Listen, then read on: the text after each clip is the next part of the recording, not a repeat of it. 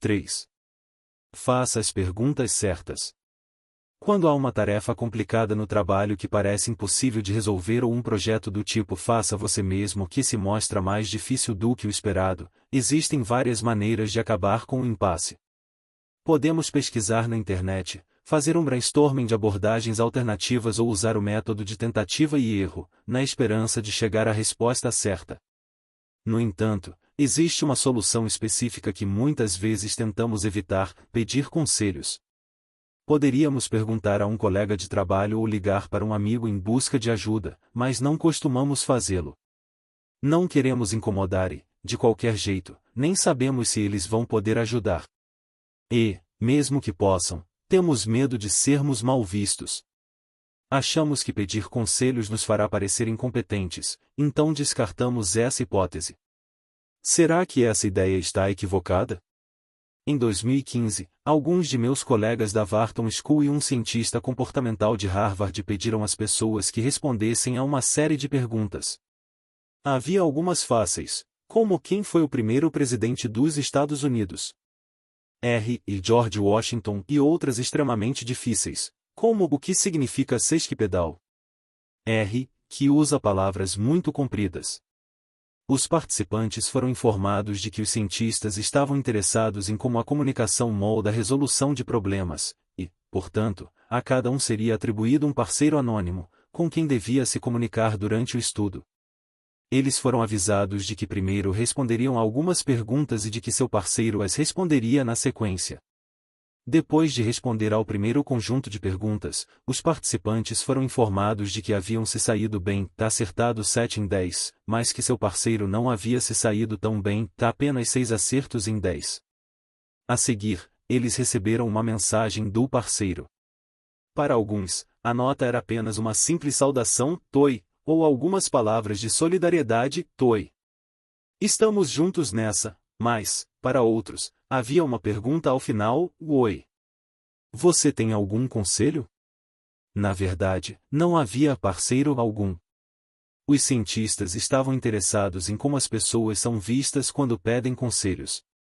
Se, comparado a um mero bate-papo, pedir conselhos levaria alguém a ser visto de forma mais positiva ou negativa. Portanto, eles atribuíram aos participantes um parceiro simulado por computador, para ver como as falas do parceiro moldavam a forma como eram percebidos. Depois de receber a mensagem, os participantes o avaliaram em vários aspectos: o quanto achavam que seu parceiro era capacitado, qualificado e habilidoso. Se pedir conselhos fizesse as pessoas parecerem menos competentes, os participantes deveriam formar uma má impressão dos parceiros que os pediram. Isso deveria tê-los feito parecer dependentes ou inferiores. Mas aconteceu o contrário. Quando os cientistas analisaram os resultados, descobriram que pedir conselhos fazia as pessoas acharem que seu parceiro era mais competente, não menos. E o motivo tem tudo a ver com como as pessoas se sentem quando alguém pede conselhos a elas. Elas gostam de se sentir inteligentes. Apreciam sentir que os outros as consideram sábias ou que têm coisas valiosas a dizer. Então, pedir conselhos pode nos fazer parecer inteligentes, porque acaricia o ego da pessoa a quem recorremos. Em vez de achar que somos incapazes ou estúpidos, quem ouve o pedido chega a uma conclusão bem diferente: é claro que minhas opiniões são valiosas, portanto essa pessoa é inteligente por pedi-las. Em certo sentido, pedir conselho é quase como bajular. Quando queremos que as pessoas gostem de nós, muitas vezes tentamos elogiá-las. Mas, apesar disso, elas nem sempre confiam em quem as está bajulando. São espertas o suficiente para perceber que a bajulação esconde segundas intenções, fazendo com que essa atitude acabe sendo um tiro no pé. Além disso, essa estratégia possui limitações como qualquer outra: pedir conselhos às pessoas sobre algo que elas não sabem ou sobre coisas que alguém deveria conseguir resolver sozinho pode ter um efeito adverso. Comparado à bajulação, pedir conselhos é mais eficaz porque é menos explícito. Em vez de dizer a uma pessoa que ela é incrível, pedir conselhos demonstra que você a tem em alta conta. Que você acha que elas são astutas e que valoriza a opinião delas. Consequentemente, pedir conselhos não apenas proporciona insights valiosos, como também faz com que a pessoa que os pede pareça mais competente. faz com que os conselheiros se sintam mais inteligentes e autoconfiantes, o que faz com que enxerguem os que estão pedindo ajuda de forma mais positiva.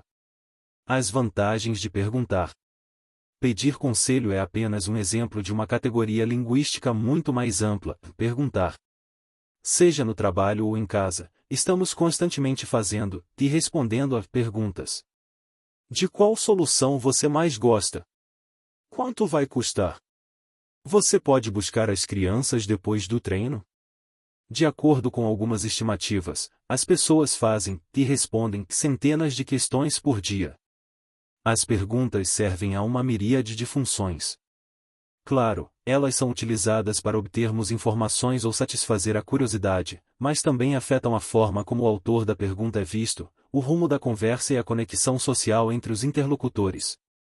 Em qualquer interação social, porém, há um número aparentemente infinito de perguntas que podem ser feitas. Podemos perguntar sobre a profissão de alguém, seus interesses, ou até o que comeram no café da manhã. E, embora algumas perguntas estimulem a conexão social ou façam com que o autor da pergunta fique bem na foto, outras são menos benéficas. Se fizermos uma pergunta constrangedora ou intrometida, por exemplo, o outro pode não querer voltar a falar conosco. Então, será que determinadas perguntas são mais eficazes do que outras? Como saber o tipo certo de pergunta a ser feito? 4 estratégias para fazer perguntas melhores são: 1. Acompanhamento. 2. Esquivar-se das dificuldades. 3. Evitar suposições. E 4. Partir de um lugar seguro. Acompanhamento. Quando se trata de interações interpessoais bem-sucedidas, diz a sabedoria que tudo se resume à personalidade e aparência.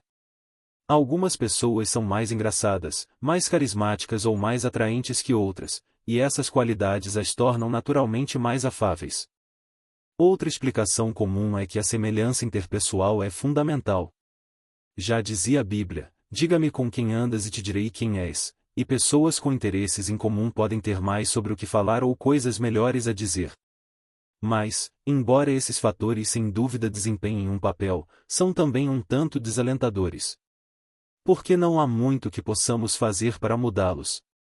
Nossa altura é fixa, é difícil mudar a personalidade de alguém. E, embora possamos aprender sobre blockchain, estoicismo ou qualquer outro assunto para tentar nos adaptar a um determinado grupo, não é das coisas mais fáceis. Então isso significa que os menos atraentes e menos charmosos estão fadados ao fracasso?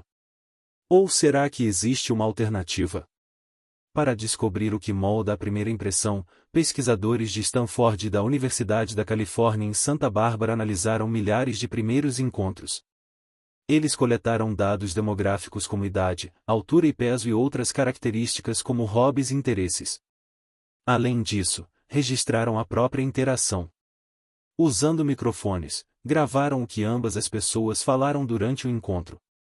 Sem surpresa alguma, a aparência desempenhou um papel importante.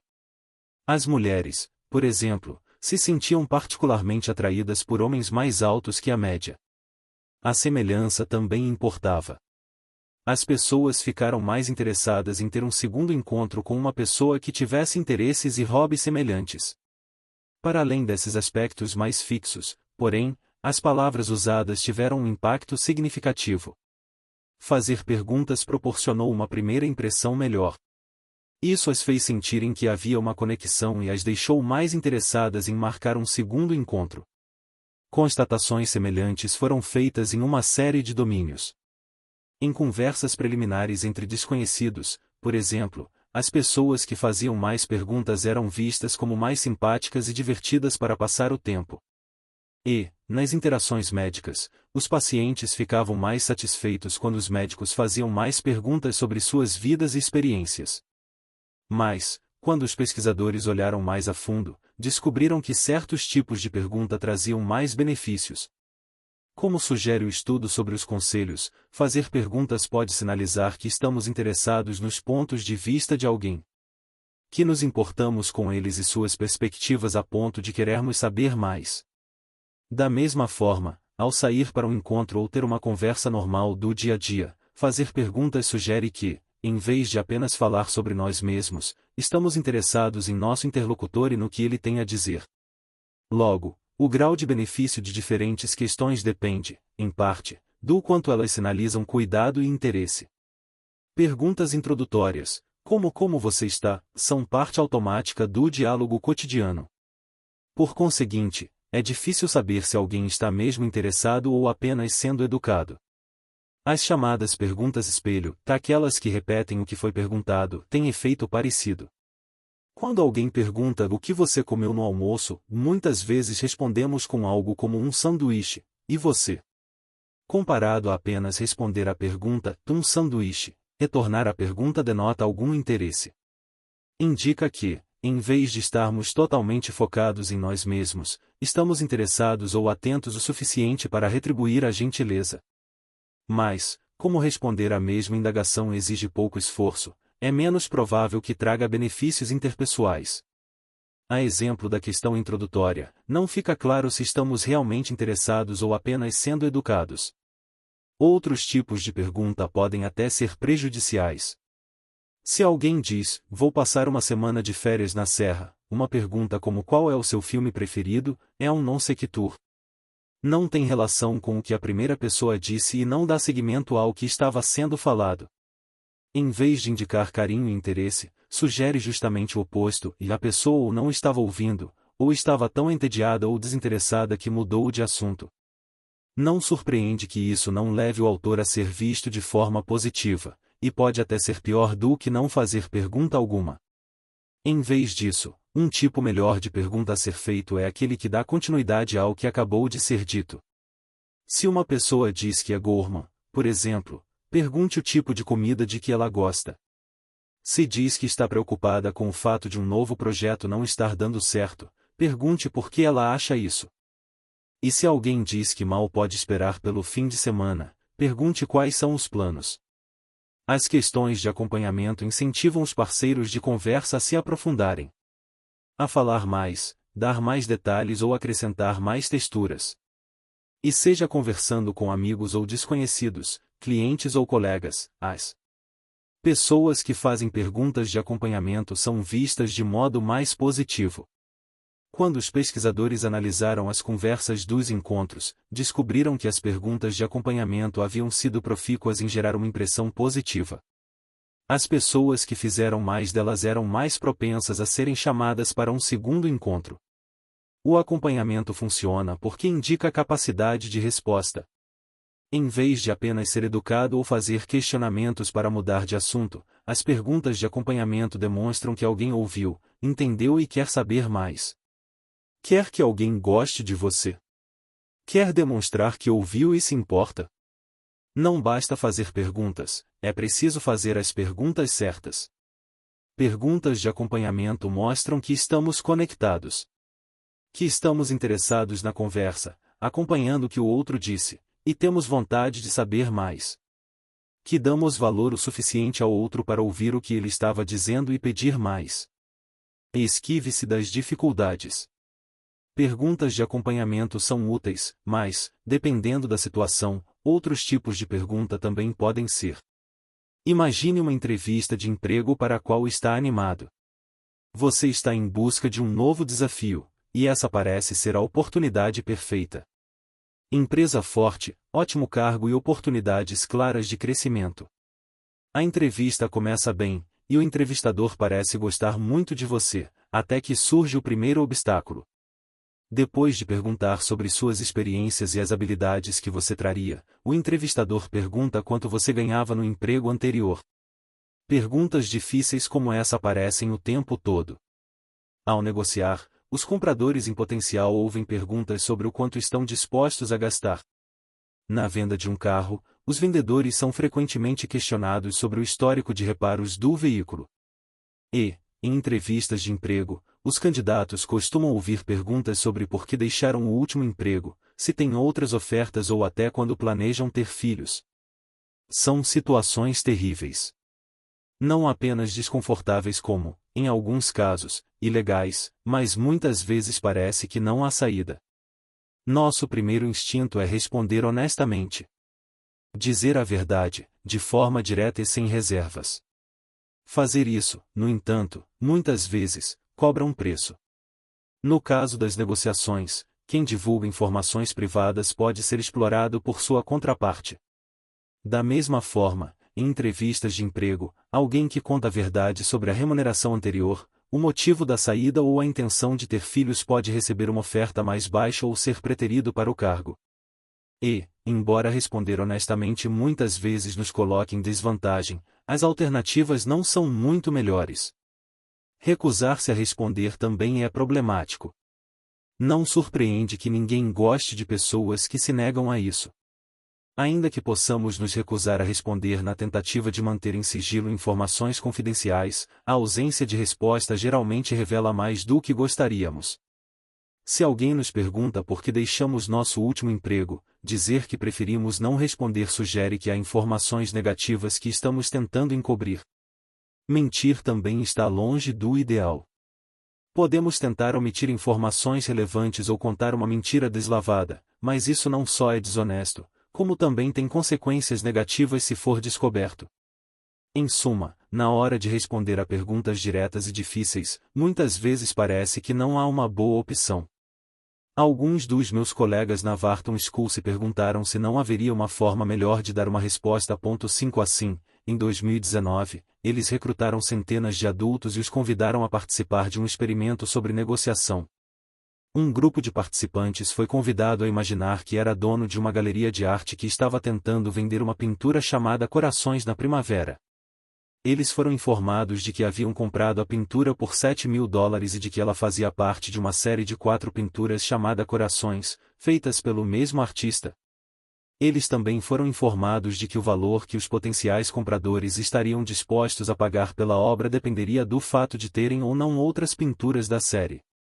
Aqueles que não tivessem nenhum quadro da série estariam dispostos a pagar apenas cerca de $7.000, mas os que já possuíam outras pinturas e queriam completar o conjunto estariam dispostos a pagar o dobro.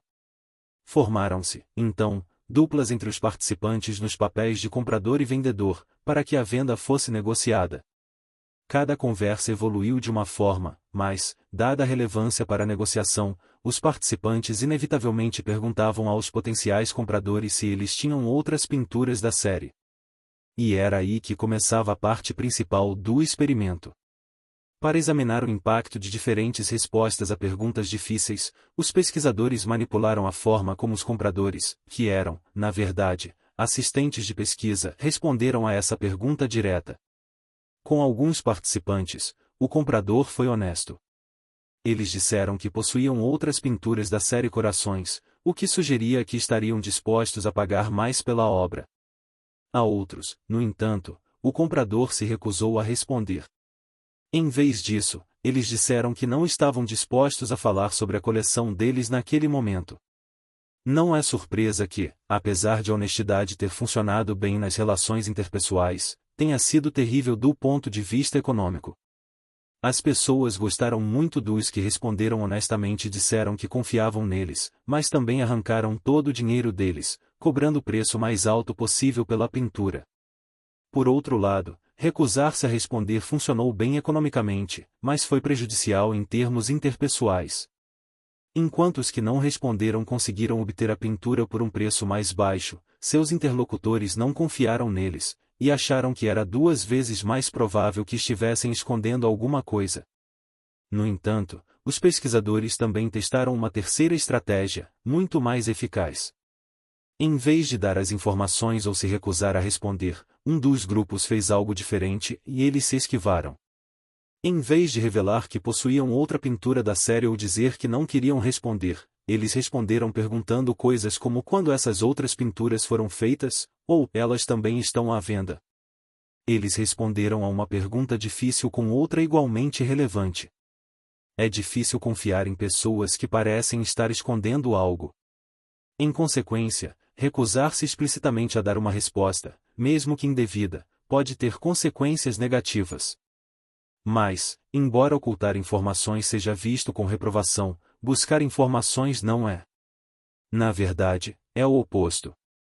Demonstrar curiosidade em uma entrevista de emprego, por exemplo, pode ser uma ótima forma de mostrar interesse pelo cargo ou pela empresa. Da mesma forma, conforme o estudo sobre os conselhos, as pessoas adoram quando alguém pede a opinião delas. Dessa maneira, responder com uma pergunta relevante é uma virada de mesa.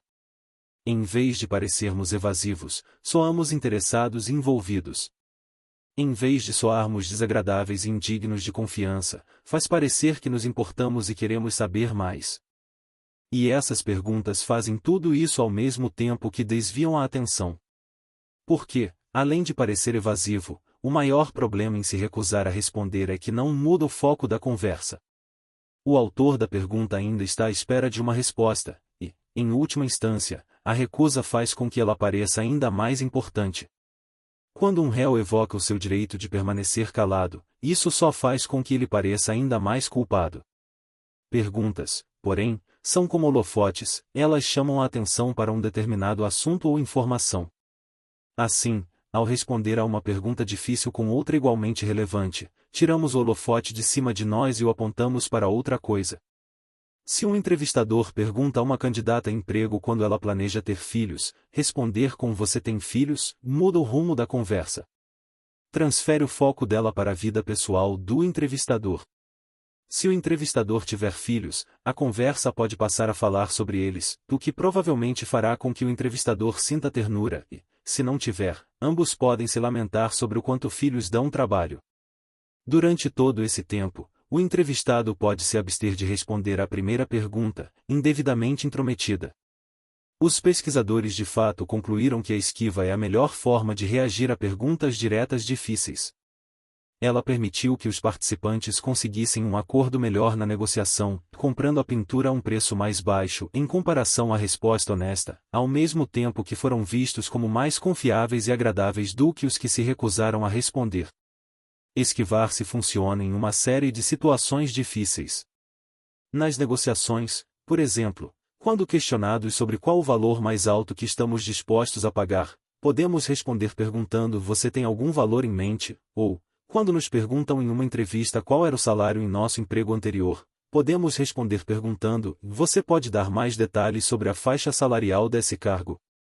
Esquivar-se funciona até quando, em vez de manter as informações em sigilo, estamos apenas tentando proteger os sentimentos de quem pergunta. Se a resposta for não quando alguém quer saber se foi bem-sucedido em uma apresentação ou se uma roupa lhe cai bem, a esquiva pode nos ajudar a amortecer o impacto. Perguntas como você acha que se saiu, ou interessante, onde posso comprar algo parecido, evita comentários negativos desnecessários e nos permite pensar se vale a pena contar ao outro a verdade de maneira gentil ou apenas deixar para lá. Como em muitas estratégias de que falamos, porém, é importante saber se esquivar da maneira certa. Esquivar-se não é só responder a uma pergunta com outra. Para que funcione, é preciso que você se mantenha próximo ao assunto em pauta. Se um entrevistador pergunta sobre o salário em nosso último emprego, por exemplo, perguntar o que ele comeu no café da manhã parece evasivo. Como se estivéssemos fugindo da pergunta. O segredo é fazer uma pergunta relacionada que demonstre interesse, que sinalize que estamos buscando, e não escondendo, informações relevantes. Evite suposições. Esquivar-se é útil quando alguém nos faz uma pergunta difícil, mas fazer as perguntas certas também aumenta nossa capacidade de descobrir a verdade.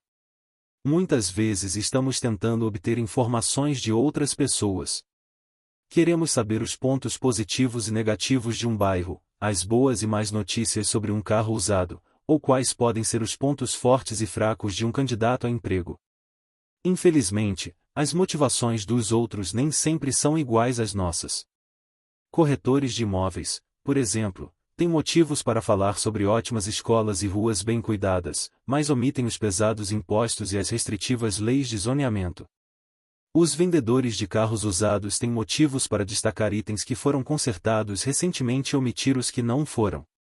E candidatos a emprego têm motivos para falar sobre uma promoção recente, porque aumenta a chance de serem contratados, mas não sobre a vez em que foram demitidos por usar redes sociais durante o horário de trabalho, porque não aumenta. Como podemos estimular as pessoas a divulgar informações negativas, mesmo que isso as coloque em desvantagem? A resposta mais simples parece ser perguntar. Perguntar ao candidato a emprego se ele já foi demitido ou ao corretor de imóveis se o bairro tem algum ponto negativo. No entanto, a forma como fazemos perguntas delicadas como essas tem grande impacto sobre nosso potencial de descobrir a verdade. Para examinar a maneira correta de fazer perguntas delicadas, pesquisadores convidaram algumas centenas de pessoas para negociar a venda de um iPod usado. Eles foram instruídos a imaginar que tinham ganhado o iPod como presente de aniversário e o adoravam, mas tinham decidido comprar um iPhone e, como ele tinha os mesmos recursos e muito mais, não precisavam mais do iPod. Felizmente, o aparelho estava em ótimas condições. Havia sido mantido em uma capinha para evitar batidas ou arranhões, e em consequência disso, parecia novo. Também tinha um monte de músicas que o comprador poderia manter se quisesse. A única questão era o fato de o iPod ter travado completamente 2 vezes. A correção do problema exigiu restaurar os padrões de fábrica, o que excluiu todas as músicas armazenadas no dispositivo. Algumas horas foram perdidas cada vez que isso aconteceu, e não havia como dizer-se, nem quando, poderia acontecer novamente. Cada participante atuou em uma breve negociação online com um potencial comprador. Além de falar sobre algumas coisas gerais, o potencial comprador fez uma pergunta. Para alguns participantes, a pergunta era ampla: o que você pode me dizer sobre o iPod? Para outros, foi feita uma pergunta mais direta.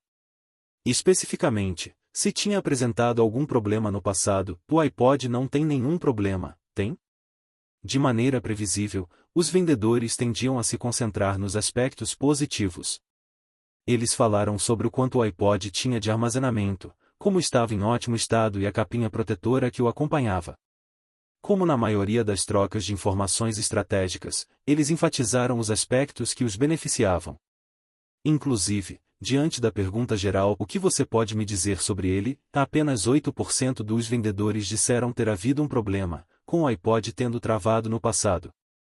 Por mais que o mesmo pudesse acontecer novamente no futuro, quase ninguém apresentou a informação prejudicial, porque estavam cientes do impacto negativo sobre o valor que receberiam pelo dispositivo. Fazer perguntas, por si só, claramente não bastava. E perguntar diretamente sobre os problemas ajudou. Mais ou menos.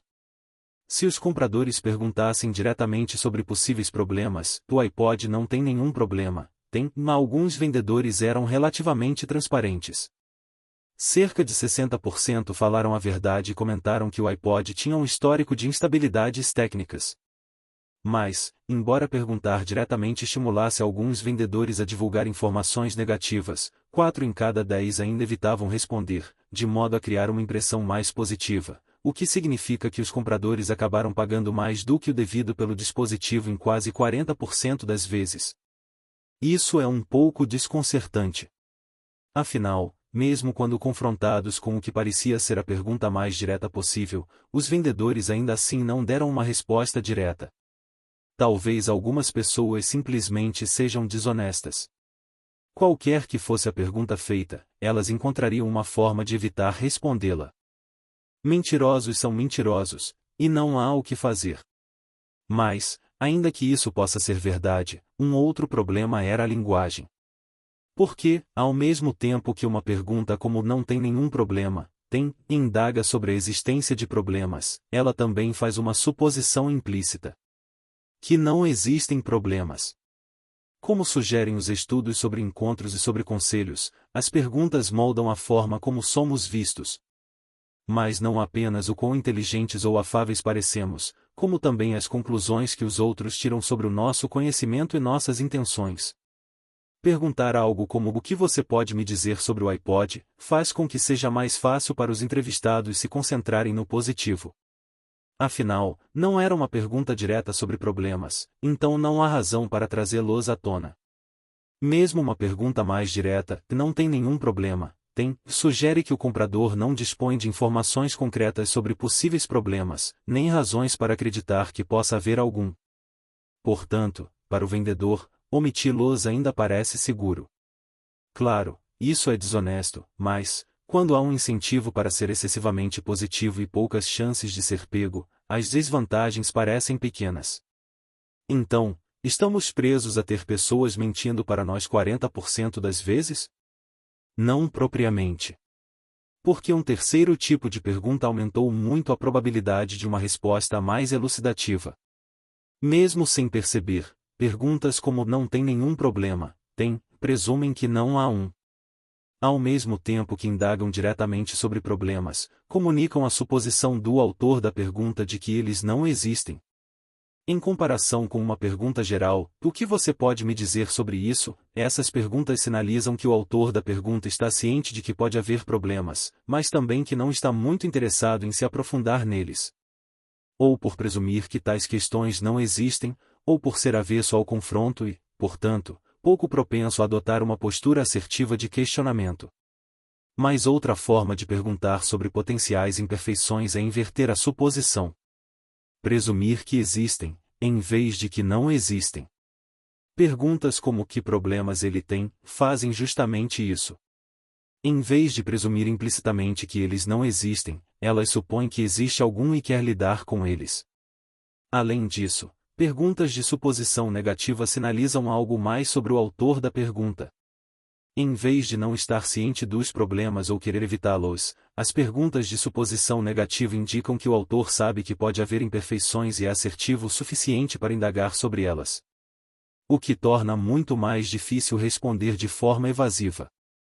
Na prática, quando um terceiro grupo de compradores em potencial perguntou que problemas ele tem, os vendedores foram muito mais diretos. Embora as perguntas de suposição positiva e negativa sejam feitas diretamente, as de suposição negativa fizeram os vendedores serem 50% mais propensos a confessar que poderia haver problemas. Mas seria normal cogitar se não haveria alguma penalidade interpessoal por fazer uma questão tão assertiva. Talvez a pessoa consiga a informação desejada, mas a pergunta prejudica sua imagem e insistente, irritante ou agressiva demais. Contudo, não parece ser o caso. Na prática, os indivíduos que fizeram essas perguntas não foram vistos de forma menos positiva do que os demais. Perguntas não apenas pedem informações, mas também as revelam. Revelam informações sobre nosso conhecimento, nossas suposições e até sobre nosso grau de assertividade. Consequentemente, as que fazemos não apenas moldam a forma como somos percebidos, como também o grau de veracidade das respostas que recebemos. Claro, alguns subconjuntos de pessoas podem mentir apesar disso ou fazer o possível para serem evasivos, mas é muito menos provável que o façam quando acreditam que podem ser pegas. E a importância de fazer perguntas desse tipo vai muito além de se proteger de mentiras. Médicos atendem pacientes um atrás do outro o dia inteiro. O tempo é um fator de pressão, e eles precisam ser ágeis, então fazem perguntas que ajudam nesse sentido. Você não fuma, certo? Eles podem perguntar a alguém que está fazendo o exame anual, ou você está fazendo exercícios com regularidade, certo? Questionamentos como esses os ajudam a analisar os pacientes com rapidez. Mas, ao fazer perguntas que presumem a ausência de um problema, eles estimulam involuntariamente um tipo específico de resposta. Se um paciente fuma ou não se exercita tanto quanto deveria, ele vai realmente contradizer o médico. Afinal, o médico tornou tão fácil dizer apenas não ou sim que o caminho de menor resistência é fingir que não há problema algum. Quanto mais aversão houver a revelar certas informações, mais importante se torna fazer perguntas que evitem suposições positivas. Que evitem presumir a ausência de um problema. As pessoas sabem que o médico desaprova o fumo ou a falta de exercícios, então usam qualquer desculpa para não ter que trazer essas informações à tona. Se estiverem fazendo uso abusivo de álcool ou drogas, a reticência para falar sobre isso será ainda maior. O mesmo vale para tentar fazer o público falar. Ao fazer apresentações ou ensinar conceitos complexos, as pessoas dizem coisas como "vocês não têm dúvida, têm?" Mas trocar isso por "quais são as suas dúvidas" incentiva mais pessoas a fazer um acompanhamento, caso não tenham entendido. Em suma, embora sempre haja incentivos para relatar informações de modo seletivo, fazer as perguntas certas pode nos ajudar a chegar ao cerne da questão, a descobrir quaisquer aspectos negativos que possam existir e a levá-los em conta na nossa tomada de decisão. Mas não basta ser direto. Temos que ser diretos de uma forma que não apenas mostre que estamos cientes de possíveis informações negativas, mas que também expresse que somos assertivos o suficiente para continuar procurando até encontrá-las. Claro, um senhorio não tem motivação para revelar que os vizinhos fazem festanças, que há crianças barulhentas e um cachorro que late o dia todo. E fazer uma pergunta como são os vizinhos, não os incentiva a revelar essas informações. Em vez disso, temos que formular as perguntas da maneira certa. Por exemplo, os antigos moradores reclamaram dos vizinhos alguma vez? Evite suposições positivas, e as chances de obter uma resposta direta tornam-se muito maiores. Parta de terreno seguro. Saber que perguntas fazer é uma habilidade valiosa. Nem toda pergunta é igualmente boa, algumas são mais eficazes do que outras. Mas, além de quais perguntas fazer, determinados tipos de pergunta podem ser melhores em diferentes momentos de uma conversa. No fim dos anos 1960, na Universidade da Califórnia em Berkeley, o estudante de pós-graduação Arthur Aron estava tentando encontrar um objeto de estudo. Ele estava fazendo mestrado em psicologia social e procurava algum tema que ainda não havia sido investigado a fundo. Algo que as pessoas achassem que não poderia ser estudado cientificamente, mas que ele encontraria uma forma de desvendar. Naquela época, ele estava namorando uma colega de curso, Elaine Spalding. Eles se apaixonaram, e, quando se beijaram, ele percebeu duas coisas. Primeiro, que ela era a pessoa com quem ele queria passar o resto da vida e, segundo, que o amor poderia ser o objeto de estudo perfeito. Mais de 50 anos depois, Arthur e Elaine ainda estão juntos. E fizeram algumas coisas incríveis. Viajaram pelo mundo, publicaram best-sellers e moraram por todo o canto, de Paris e Toronto a Vancouver e Nova York. Mas, ao longo dessa trajetória, o casal também mudou a forma como pensamos sobre relacionamentos interpessoais. De amizades e parceiros românticos a desconhecidos que se encontram pela primeira vez. A pesquisa dele se debruça sobre a forma como as pessoas formam e mantêm conexões, e o papel que esses vínculos desempenham no crescimento e no desenvolvimento pessoais. Eles estudaram como fazer coisas novas ou emocionantes com um parceiro melhora o relacionamento, como as amizades entre grupos podem reduzir o preconceito, e os mecanismos neurais subjacentes à euforia do amor romântico intenso. Soiler, são os mesmos que respondem à cocaína. Algumas das pesquisas pelas quais eles são mais famosos, no entanto, são aquelas sobre como aproximar as pessoas. Relacionamentos fortes são vitais. Conexões sociais não apenas nos dão alguém com quem conversar, mas também nos ajudam a viver vidas mais felizes e saudáveis. A qualidade do relacionamento é um indicador maior de felicidade do que a riqueza ou o sucesso, e é um importante sinal de saúde. Dezenas de estudos descobriram que as pessoas que têm forte apoio social da família, de amigos ou da comunidade têm índices mais baixos de ansiedade e depressão, maior autoestima e vidas mais longas. Mas, embora os benefícios da proximidade interpessoal sejam claros, tais relacionamentos geralmente demoram um pouco para florescer. Muitas vezes, são necessárias várias interações até que colegas se tornem amigos, e vários encontros, ao longo de semanas e meses, para começar a construir um relacionamento romântico forte. Além disso, desenvolver relacionamentos fortes pode ser um desafio. Digamos que você queira fazer amizade com alguém no ambiente de trabalho ou aprofundar um relacionamento com um conhecido. Você pode tentar esbarrar com ele ou encontrar uma desculpa para convidá-lo para tomar um café, mas, muitas vezes, é difícil saber exatamente o que dizer. O casal Aron se perguntou se não haveria uma forma mais eficaz. Um processo infalível, passo a passo, que faria duas pessoas se sentirem mais próximas. Uma técnica que amigos, potenciais parceiros românticos e até estranhos que tenham acabado de se conhecer possam adotar e, em menos de uma hora, colher os benefícios. Isso parece difícil. Impossível, até. Afinal, confiança e intimidade não são construídas da noite para o dia. E, no entanto, contrariando todas as probabilidades, às vezes, conexões sociais se formam e florescem. Estranhos calham de se sentar lado a lado em um voo e, quando saem do avião, são melhores amigos. Colegas que não se conheciam ou até não gostavam um do outro formam uma dupla em um evento de formação de equipe e se tornam inseparáveis depois disso. No fim dos anos 1990, o casal Aron desenvolveu e testou uma abordagem para estimular a formação e o fortalecimento de laços sociais. Uma técnica para criar proximidade com qualquer pessoa, a qualquer hora, em qualquer lugar.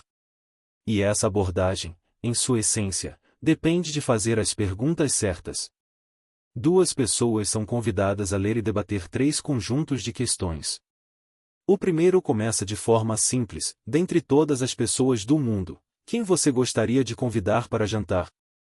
Um integrante da dupla responde a pergunta, e o outro faz o mesmo. Então eles passam para a pergunta seguinte: você gostaria de ser famoso? Pelo quê? Os dois respondem. E então eles fazem a terceira: antes de fazer um telefonema, você ensaia o que vai dizer? Por quê?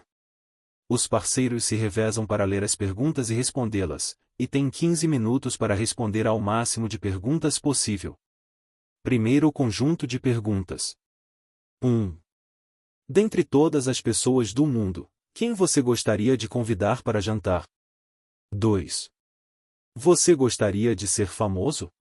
Pelo quê? 3. Antes de fazer um telefonema, você ensaia o que vai dizer? Por quê? 4. O que constituiria um dia perfeito para você? 5. Qual foi a última vez que você cantou sozinho? E para outra pessoa?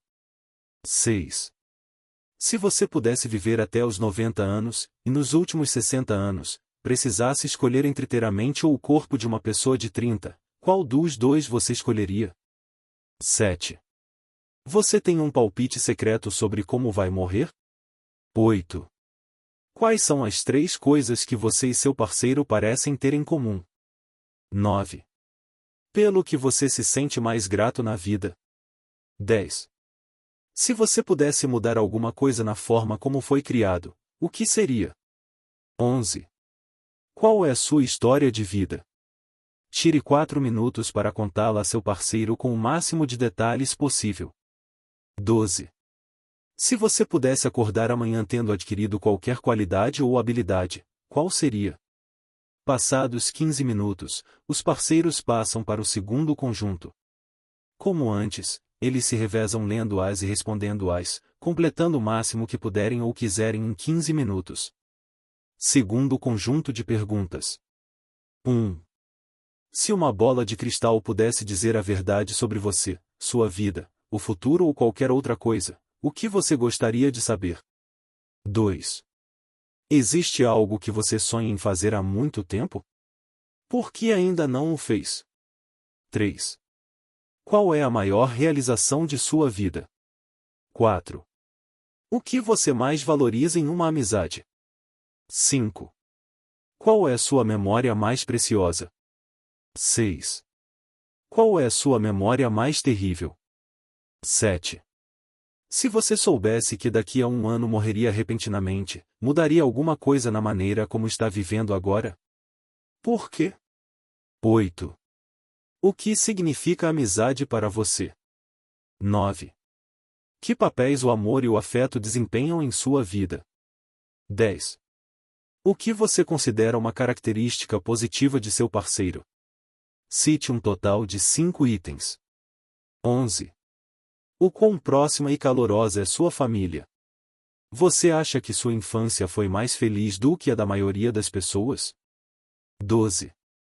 Como você se sente em relação a seu relacionamento com sua mãe? Passados 15 minutos, eles vão para o último conjunto de perguntas. O último conjunto de perguntas. 1. Que 3 afirmações factuais você consegue citar? Responda usando o nós em cada uma delas. Por exemplo, e nós dois estamos nesta sala sentindo. 2. Como você completaria a frase, eu gostaria de ter alguém com quem pudesse compartilhar? 3. Se você deseja se tornar amigo de seu parceiro, o que seria importante que ele soubesse? 4. Do que você gosta em seu parceiro? Seja bastante honesto nesse momento. dizendo coisas que você jamais diria a alguém que acabou de conhecer. 5. Qual foi um momento constrangedor em sua vida? 6. Qual foi a última vez que você chorou na frente de outra pessoa? E sozinho? 7. Do que você já gosta em seu parceiro? 8. O que, caso haja, é sério demais para ser objeto de piada? 9. Se você morresse essa noite sem ter a oportunidade de se comunicar com ninguém, do que mais se arrependeria de nunca ter dito? Por que ainda não disse? 10. Sua casa, com tudo que você possui dentro, pega fogo. Depois de salvar entes queridos e animais de estimação, você tem tempo para fazer uma corrida final, em segurança, para salvar uma coisa. O que seria? Por quê? 11. De todas as pessoas de sua família, qual morte seria a mais desconcertante? Por quê? 12. Compartilhe um problema pessoal. Que conselho você pediria a seu parceiro, levando em consideração como ele lidaria com isso? Além disso, peça ao seu parceiro para refletir sobre como você parece estar se sentindo sobre o problema que apresentou. O casal Aron realizou experimentos para ver se a abordagem funcionava. Eles pediram a centenas de estranhos que tivessem conversas curtas, entre as quais algumas seguiram a estrutura das 36 perguntas. Então, ao fim da interação, os estranhos relataram quão próximos e conectados se sentiam ao parceiro de conversa. Apenas uma interação de 45 minutos entre duas pessoas que não se conheciam. Bem longe das semanas e meses que geralmente leva para formar laços sociais. E, ainda assim, essa interação, construída apenas à base de perguntas, teve um impacto enorme. Em comparação com os parceiros que se dedicaram apenas à conversa fiada, aqueles que passaram pela intervenção se sentiram mais próximos e conectados. Em relação a seus outros relacionamentos, inclusive com amigos, familiares e demais, eles relataram sentir que o parceiro, alguém que haviam acabado de conhecer, estava em algum ponto intermediário em termos de intimidade. Além disso, a abordagem funcionou bem independentemente de as pessoas terem ou não afinidades prévias. Mesmo em duplas com valores e predileções distintos ou tendências políticas diferentes, as perguntas ajudaram a tornar as pessoas mais próximas e conectadas. Desde então, essa técnica, chamada Fast Friends, ajudou a criar laços emocionais entre milhares de desconhecidos. Arthur a emprega regularmente em suas palestras e em turmas de primeiro ano, para ajudar as pessoas a se conectarem. Ela foi aplicada para promover amizades entre pessoas de diferentes etnias e aplacar o preconceito. 8 Foi usada até para estimular a confiança e melhorar o entendimento entre policiais e moradores em cidades onde o grau de tensão é elevado. Tão interessante quanto sua utilidade, no entanto, é o motivo de essas perguntas serem tão proveitosas. Em primeiro lugar, todas elas têm o mesmo potencial de promover conexão? E, em caso negativo, o que existe de tão impactante nessa sequência de perguntas? A primeira resposta é fácil. Não, nem todas as perguntas têm o mesmo potencial de conexão. Os desconhecidos que entabularam uma conversa fiada normal, não orientada, também fizeram e responderam a perguntas, por exemplo, como você comemorou o último Halloween, ou o que você fez nas férias, mas não aumentaram a proximidade no mesmo grau. Desenvolver relacionamentos íntimos geralmente envolve se abrir. Futuros amigos ou parceiros não partem de um ponto de intimidade. Eles começam trocando gentilezas, batendo papo, inventando assuntos. Mas o que normalmente diferencia os relacionamentos que evoluem é a capacidade de ir além da conversa fiada e chegar a algo mais profundo. Revelar coisas sobre si mesmo, aprender coisas sobre o outro e se conectar de verdade. E perguntas podem ajudar. Não quaisquer perguntas, mas perguntas inquisitivas, que se aprofundam, como se você morresse essa noite sem ter a oportunidade de se comunicar com ninguém, do que se arrependeria de nunca ter dito. Por que ainda não disse? Não é um mero tudo bem, nem uma pergunta educada sobre o que o outro vai fazer no fim de semana. São perguntas difíceis e instigantes, que impelem as pessoas a pensar, refletir e apresentar uma resposta elaborada. São do tipo que encorajam as pessoas a se abrirem. Em vez de falar sobre o tempo ou algum outro tema superficial, essas questões se aprofundam. Elas promovem revelações e exposição, e incentivam as pessoas a expressar quem realmente são. Uma solução intuitiva, então, seria pular a conversa fiada. Deixar o bate-papo de lado e passar direto para as perguntas profundas e inquisitivas. Mas eis aqui o problema. Imagine que um estranho que você conheceu há 2 minutos perguntou o que você mais se arrependeria de não ter contado a alguém caso morresse. Como reagir? Você responderia alegremente à pergunta, revelando coisas sobre si, mesmo que tenha acabado de conhecer a pessoa? Provavelmente, não. Na verdade, inventaríamos uma desculpa para escapar da conversa. Ou, se respondêssemos, seria uma resposta bem superficial. Porque ainda não estaríamos confortáveis o suficiente para sermos honestos. Não teríamos a sensação de que conhecemos o outro bem o suficiente para compartilhar aquilo de bom grado. Para haver uma revelação verdadeira e profunda é preciso algum tipo de conexão social. Reside aí o desafio. Revelações profundas necessitam de conexão social. Mas, para chegar a essa conexão, as pessoas precisam ter revelado coisas sobre si mesmas. Este dilema é parte do motivo pelo qual a técnica Fast Friends é tão eficaz. Em vez de pular para a parte séria logo de cara, ela cativa as pessoas, incentivando as revelações pouco a pouco. As primeiras perguntas são bastante inócuas, genéricas, inofensivas, lançadas apenas para quebrar o gelo. Quem você gostaria de convidar para jantar é uma pergunta divertida, que qualquer um pode responder. Não parece particular nem pessoal demais, então as pessoas se sentem à vontade para dar a resposta, mesmo alguém que acabaram de conhecer. Mas, embora a indagação pareça segura o suficiente para ser respondida, as respostas começam a proporcionar uma janela, por menor que seja, sobre quem a pessoa é. Se o seu interlocutor responder LeBron James, o Papa, Albert Einstein ou o Dr. Martin Luther King Jr., isso dá uma noção de quem ele é, e o que ele valoriza. Se ama esportes, preza a religião, gosta de ciência ou se preocupa com justiça social. Não revela tudo, mas começa a formar uma base. E esse mínimo de exposição, essa micro-revelação, fornece o combustível que incentiva o outro a fazer o mesmo, a revelar um pouco sobre si mesmo em retribuição. Isso, por sua vez, estimula mais revelações do outro lado, e a conexão se desenvolve a partir daí.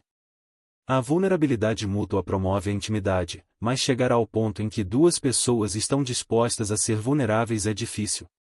Todo mundo tem receio em se expor, falar demais ou não ter seus esforços retribuídos. Muitas pessoas estão dispostas a dar o segundo passo, mas poucas querem dar o primeiro. As perguntas do Fast Friends ajudam. Não começam grandes demais, mas também não se mantêm pequenas. Elas partem de um lugar seguro e evoluem, tornando-se progressivamente mais instigantes e reveladoras. E, ao exigir que ambas as partes respondam, garantem que todos estejam dando sua contribuição, o que aprofunda a confiança. As revelações constantes, crescentes e recíprocas fortalecem a interconexão e aproximam qualquer dupla. Fazendo mágica. É comum dizer que não existe pergunta burra. Mas, sem dúvida, há melhores e piores. Perguntas nos ajudam a obter informações, mas também comunicam coisas sobre nós, direcionam o rumo da conversa e fortalecem laços sociais. Consequentemente, precisamos saber quais delas fazer, e quando. Eis 5 diretrizes a serem levadas em conta. 1. Peça conselhos. Isso não apenas proporciona informações úteis, como também nos faz parecer mais inteligentes. 2. Acompanhamento. Fazer perguntas melhora nossa imagem e alimenta interações positivas, mas as de acompanhamento são particularmente úteis, porque mostram que estamos interessados, e que nos importamos o suficiente para querer saber mais. 3. Esquive-se das dificuldades. Quando alguém faz uma pergunta indevida, fazer uma pergunta relacionada nos permite mudar o rumo da conversa, demonstrando interesse e mantendo informações pessoais em sigilo. 4. Evite suposições. Na tentativa de fazer com que as pessoas divulguem informações potencialmente negativas, evite indagações que supõem coisas de antemão. 5. Parta de um lugar seguro. Revelações profundas exigem conexão social. Mas, para chegar a esse ponto, as pessoas precisam primeiro se sentir seguras. Portanto, para aprofundar relacionamentos sociais ou transformar desconhecidos em amigos, comece de forma simples e vá evoluindo, estimulando a exposição recíproca. Saber o que perguntar, e quando, pode nos ajudar a causar uma melhor impressão, obter informações úteis e promover conexões mais significativas com as pessoas ao nosso redor. Além das perguntas, porém, existe um outro tipo de palavra mágica que merece atenção, que é a linguagem da concretude.